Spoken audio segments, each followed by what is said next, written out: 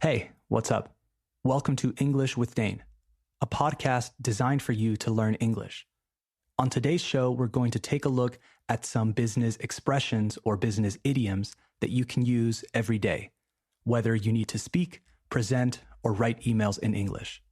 I'll also give you some tips on how to remember them. So let's jump in.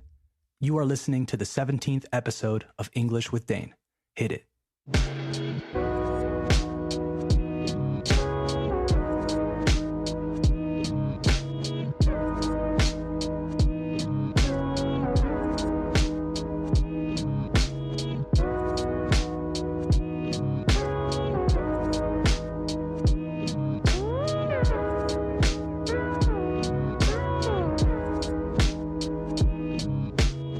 Okay, we have officially started the show, and today's show is about business expressions.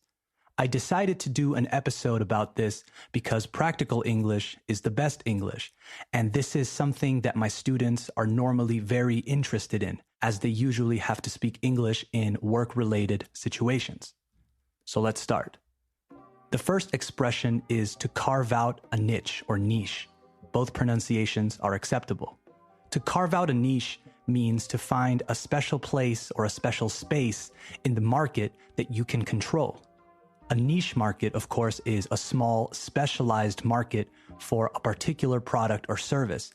And to carve out is a phrasal verb that means to create or obtain something that helps you by skillful activity. So by doing something that requires skill.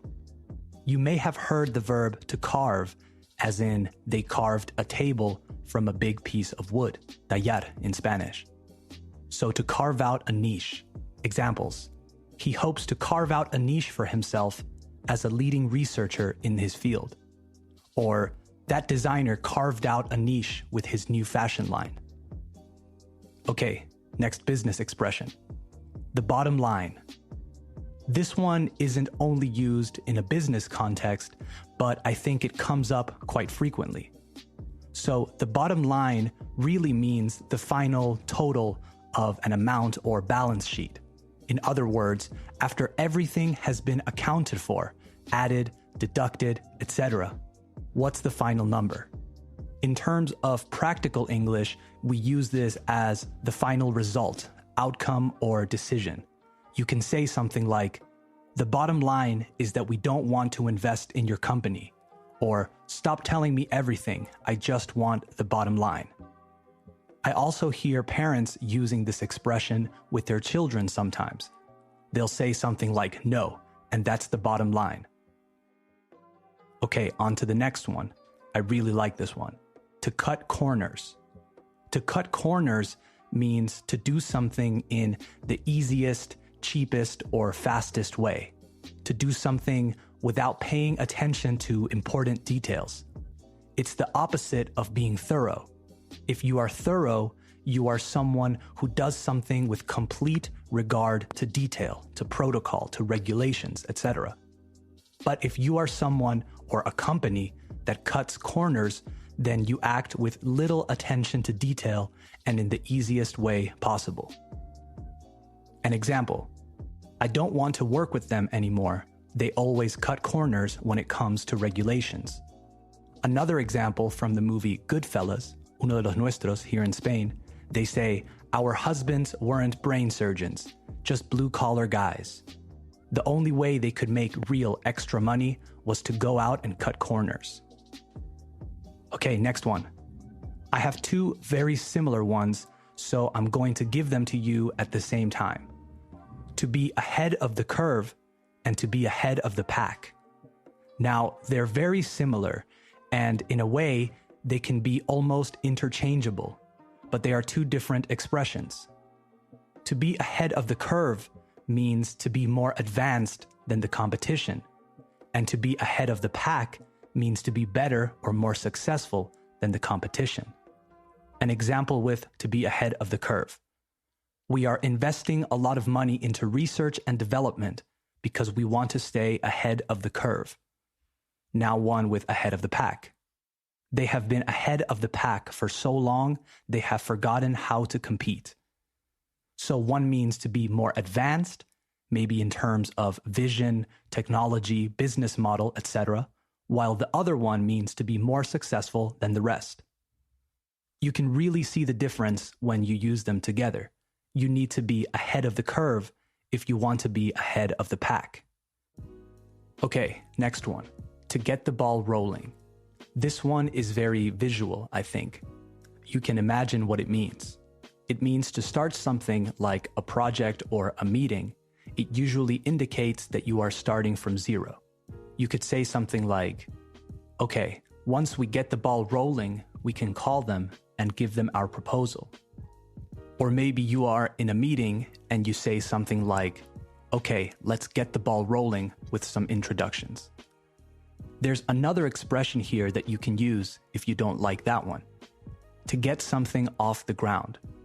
It essentially means the same thing. To start a project or a business maybe.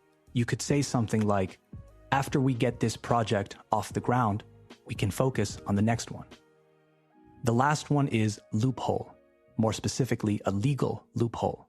A legal loophole occurs if a law is unclear or if it omits information. So you can use it in a sentence like this. Some people say that legal loopholes are preventing very wealthy people from paying taxes.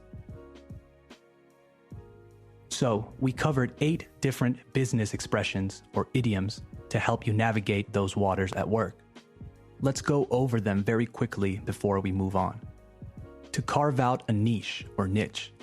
To find a space in the market and control it. The bottom line, the final result, the most important thing. To cut corners. To do something the cheapest, fastest, and least difficult way with disregard to detail. To be ahead of the curve. To be more advanced than the competition. To be ahead of the pack. Better or more successful than the competition. To get the ball rolling means to start something usually from zero. To get something off the ground also means to start something like a project or a business. Loophole, something that occurs if a law is unclear or omits information. We looked at the example of a legal loophole. So those were the business expressions or idioms I wanted to share today. Let me know if they were useful expressions or if you already knew them and you wanted different ones. As always, if you have any suggestions or requests, you can find me on Instagram and Twitter at English with Dane. Okay, quick music break and I'll be back in a second.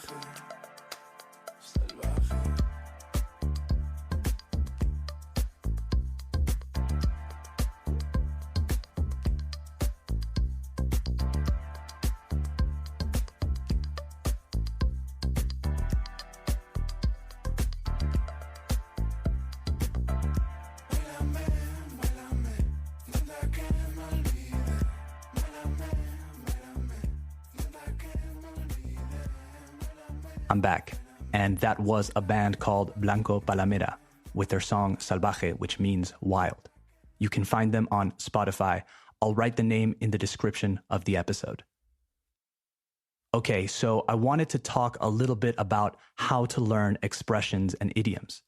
I think a lot of people take the approach of learning a few different ones and then hoping they remember to use them in conversation. That's okay, but that's a very difficult way to learn. I think an easy way to learn expressions is to learn them in chunks or in groups. In my experience, learning things in chunks makes them easy to learn because they have context. Learning in context is the most important thing. If we can't find a relationship between the things we learn, it becomes a much more difficult task. You should learn expressions with other expressions that have the same or a similar meaning or context. This is one of the reasons I decided to group 8 business expressions and find a few pairs that are very similar, right? To be ahead of the pack, to be ahead of the curve, for example, to get the ball rolling and to get something off the ground. Learning English is already difficult, as is learning languages in general. But if you can change your approach, change your focus, and use your time more efficiently, it becomes a little bit easier. This isn't just me saying this, by the way. I did some research, and combining things in groups or chunks when learning is a studied technique. It's called chunking. And it's the linguistic concept of linking or joining words and ideas so they can be stored in groups, which is more efficient for your brain. I learned about this in a course that I did about learning. And apparently, by doing things like this, we can essentially learn how to learn and become more efficient in other areas of our lives too. I advise you to do some research about learning how to learn because it will really blow your mind. Okay, that's the show for today. Tune in on Saturday for episode 18 of English with Dane. I'm going to talk about a few more tips for learning English more efficiently and a couple of other things too. If you learned something from this episode, or if you enjoyed it, share it. If you didn't like the episode, that's cool too. Remember to support the show by giving it a 5-star review on Apple Podcasts and leave a review. Okay, talk to you soon. Bye-bye.